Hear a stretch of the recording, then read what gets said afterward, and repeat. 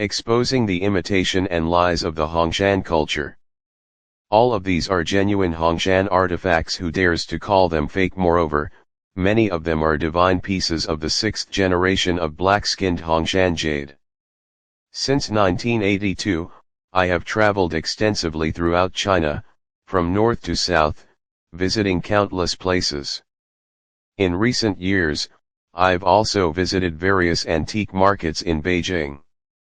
I did see many Hongshan jade artifacts for sale there, all labeled as replicas, each about 25 centimeters in size and sold for only a few hundred yuan.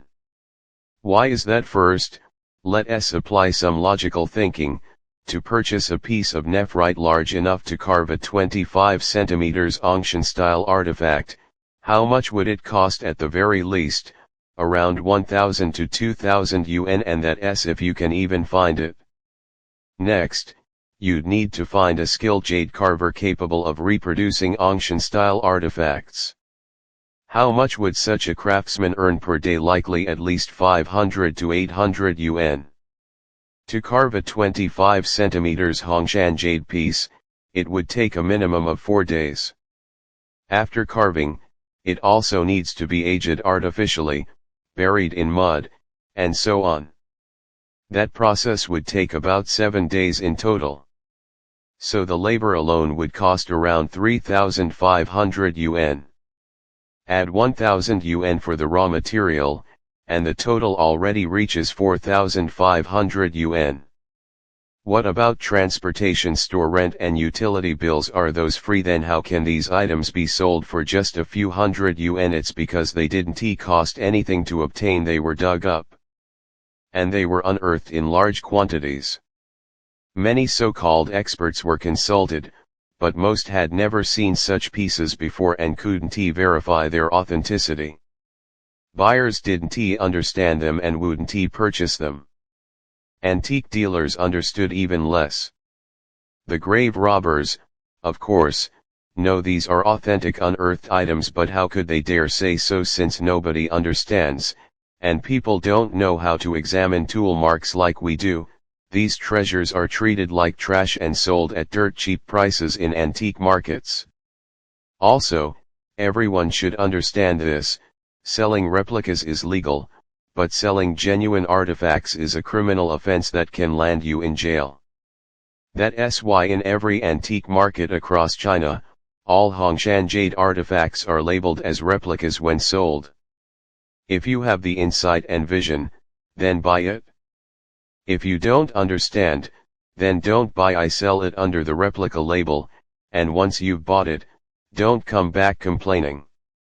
Because of this, some people on the Rennan website and forum moderators went to Panjiawan, Shili, and other antique markets across the country.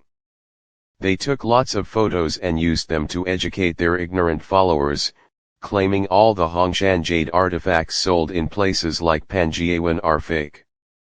This has caused nationwide confusion regarding Hongshan culture. Once, when I visited the Shanghai antique market, a local person told me he had a large collection of Hongshan jade artifacts for sale and that they were all made by themselves. He took me to a village factory, where I saw many Hongshan jade pieces, both large and small. Several people were inside, carving jade. He told me, these are the craftsmen who carve Hongshan-style jade artifacts, which are then sold to antique markets. They can make anything and offer it at prices of just a few hundred yuan.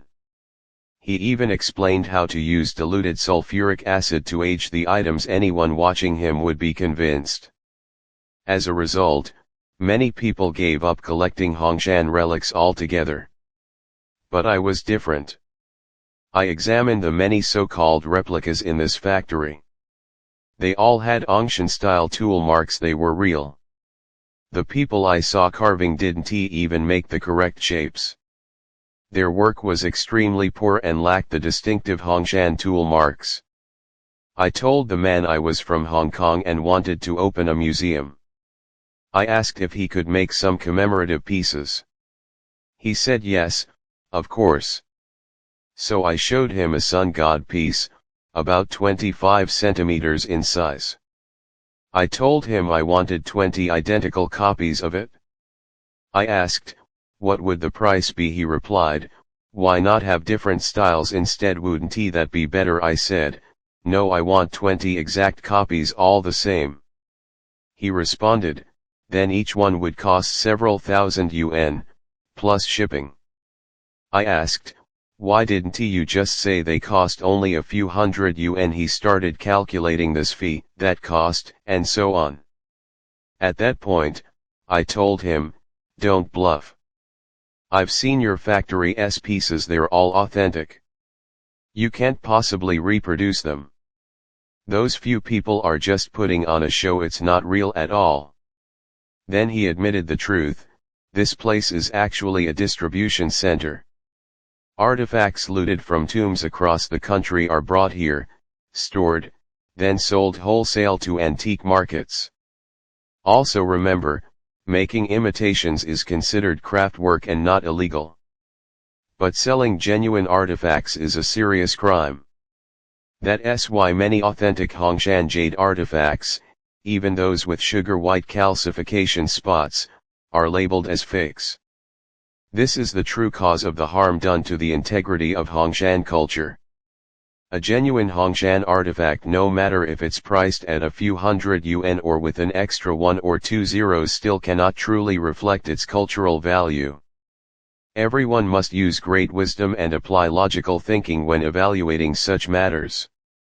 Do not simply follow the crowd.